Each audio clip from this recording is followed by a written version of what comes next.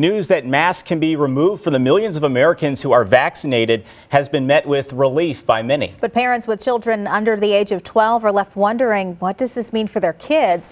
News 4's Alexis Zotos takes questions as well as concerns to the area's top pediatricians. Alexis. Well, that's right, Sam, Corey, as more and more businesses and attractions around town really ditch those mask mandates, it's hard to know who's vaccinated and who's not, unless maybe you're wearing a hat like this, some of the gear that says vaccinated. But aside from accessories like this, it's really almost impossible to know. And so that's a big question for parents who've got kids, especially under 12, who can't be vaccinated, on what's safe and what isn't. It's concerning. Kevin Evans is just one parent worried for his children. Too young to be vaccinated and now at a potential risk where masks have become essentially optional. We went to the aquarium. Nobody had their masks on. Nobody was social distanced. So we took parents' concerns to a children's hospital pediatrician. So I think that each person's going to have their risk level. He says outside is the safest bet, but what about inside, like a family gathering with vaccinated people?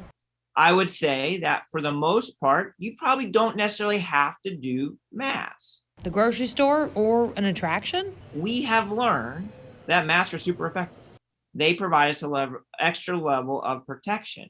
When you take them off and you go into settings and you don't know if people are vaccinated or unvaccinated, there is a risk of getting COVID-19. Because how do we know who's vaccinated? This one says, "Kiss me, I'm vaccinated." And this one just says vaccinated. Local company Daily Disco is here to help. She's got pins and masks.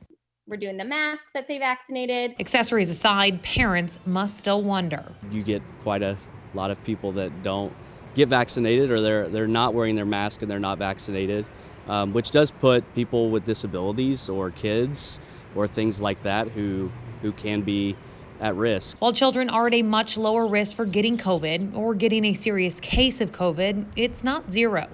No children under 9 in Missouri have died from COVID, but 4 between the ages of 10 and 17 have died during the pandemic in the state. We wanted to know, how do the numbers nationwide compare to the flu, which can also be dangerous for children? We have about over 400 children that have died of COVID-19 during the pandemic. That's lasted over a year. And in a typical influenza season, we have 150 children die in the U.S. from influenza. I checked the latest numbers here in Missouri. 55,000 children between the ages of 0 and 17 have contracted COVID-19 during this pandemic. And of course, a big question now is what happens with schools. The CDC has released guidelines saying that schools should continue masking through the end of this school year. As for what happens in the fall, well, they say they're going to continue evaluating over the summer, especially as more and more teenagers are able to get the vaccine, and they'll release guidelines when they can. Alexis Zotos, News 4. Something parents will pay a lot of attention to. Alexis, thank you.